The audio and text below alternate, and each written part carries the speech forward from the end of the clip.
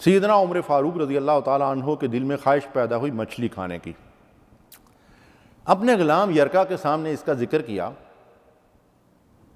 تو اس نے کہا کہ میں اس کا انتظام کر لیتا ہوں، لیکن اس وقت مچھلی کا انتظام کرنے کے لیے کم از کم گھوڑے پر 8 کلومیٹر یا 8 میل کا سفر کرنا تھا۔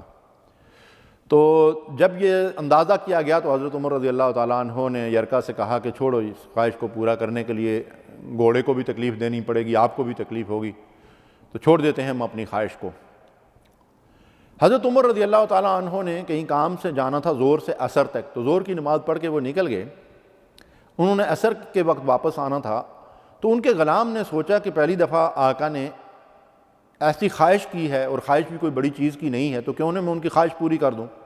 اس نے تیز رفتار گھوڑا لیا اور یہ ارادہ کیا کہ میں حضرت عمر کے واپس عصر کی نماز تک آنے سے پہلے واپس آ جاؤں گا۔ گھوڑے کو دوڑایا اور 16 میل کا فیصلہ طے کر کے آنے جانے کا، تو وہ جا کر مچھلی لے آیا۔ واپس آ کر اس نے دیکھا کہ گھوڑا پسینے سے شرابور ہے اور وہ مٹی سے بھی اٹا پڑا ہے، تو وہ دور لے گیا گھوڑے کو اور جا کر اسے نہلا دیا۔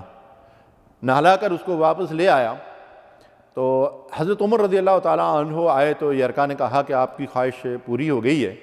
تو حضرت عمر کو شک پڑ گیا کہ یرکا نے کہیں سفر کیا ہے، جا کر گھوڑے کو دیکھتے ہیں تو اس کے اوپر جو ہے وہ پانی کے اثرات ہیں۔ تو یرکا سے پوچھا تو پھر یرکا نے جو ہے وہ بتا دیا پورا واقعہ۔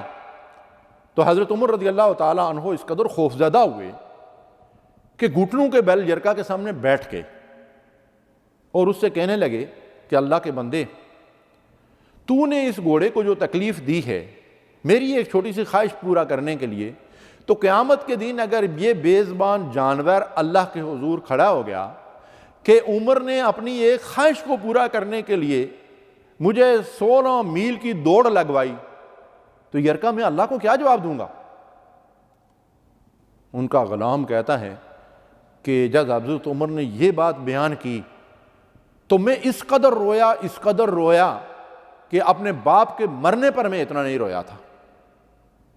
اور اس کے بعد حضرت عمر رضی اللہ تعالیٰ عنہ نے مجھ سے کہا کہ اچھا اب ایسا کرو کہ یہ مچھلی لے جاؤ اور اہل مدینہ کے فقراء اور مساکین میں تقسیم کر دو، اور ان سے یہ کہو کہ وہ تمہاری بخشش اور عمر کی معافی کے لیے اللہ سے دعا کریں، شاید اس طریقے سے ہماری اس غلطی کا ازالہ ہو جائے۔ اللہ اکبر! خواہش اور اس کو کس طرح سے قربان کر دیا اللہ کی رضا حاصل کرنے کے لیے۔ نبی صلی اللہ علیہ وسلم نے فرمایا جب تک تم اپنی خواہشات کو دین اور شریعت کے تابع نہیں بناؤ گے تم حقیقی مومن نہیں بن سکتے۔ اور ایسا ہی واقعہ ایک ملتا جلتا اس سے عبداللہ ابن عمر رضی اللہ تعالیٰ عنہ کا ملتا ہے کہ ان کے دل میں مچھلی کی خواہش پیدا ہوئی۔ قرآن مجید میں آتا ہے نا، 4 پارے کی پہلی آیت لن تنالوا البر حتی تنفقوا مما تحبون، تم نیکی کے اعلیٰ مرتبے کو نہیں پا سکتے جب تک اپنی پسندیدہ چیز جو ہے اس کو اللہ کی راہ میں خرچ نہ کرو۔ تو سیدنا عبداللہ ابن عمر رضی اللہ تعالیٰ عنہ کے دل میں خواہش پیدا ہوئی مچھلی کھانے کی، گھر والوں نے تیار کر کے جب ان کے سامنے رکھی تو سائل نے دروازے پہ دستک دی کہ پتہ نہیں کتنے دنوں سے بھوکا ہوں، کوئی کھانے کی چیز ہو تو دے دو۔ تو آپ نے گھر والوں سے کہا کہ یہ مچھلی اٹھا کر اس سائل کو دے دیں۔ گھر والوں نے کہا آپ کے کھانے کے لیے اور بھی اس کے دینے کے لیے اور بھی چیزیں ہیں، یہ مچھلی آپ نے اتنی چاہت سے بنوائی ہے، یہ آپ کے لیے بنائی ہے، اس کو کچھ اور دے دیتے ہیں۔ تو عبداللہ ابن عمر رضی اللہ تعالیٰ عنہ حضرت عمر کے بیٹے تھے نا، فرماتے ہیں نہیں، اللہ تعالیٰ فرماتا ہے کہ نیکی کا اعلیٰ معیار یہ ہے کہ جب خرچ کرو تو اس وقت جو چیز تمہیں زیادہ پسند ہو اسے اللہ کے راستے میں خرچ کرو۔ اس وقت میرے لیے سب سے محبوب چیز یہی مچھلی ہے جو فرائی کر کے میرے سامنے رکھی ہوئی ہے، یہ سائل کو دے دو تاکہ میں اعلیٰ درجے کی نیکی حاصل کر پاؤں۔ اللہ اکبر! یہ تھے مومنین صادقین جنہوں نے اللہ کی رضا کے لیے اپنے نفسوں کو بیچ ڈالا تھا۔ اللہ تعالیٰ مجھے اور آپ کو بھی ایسے ہی خواہشات کی قربانی کی توفیق دے۔ وآخر دعوانا الحمدللہ رب العالمین۔ صلوا علی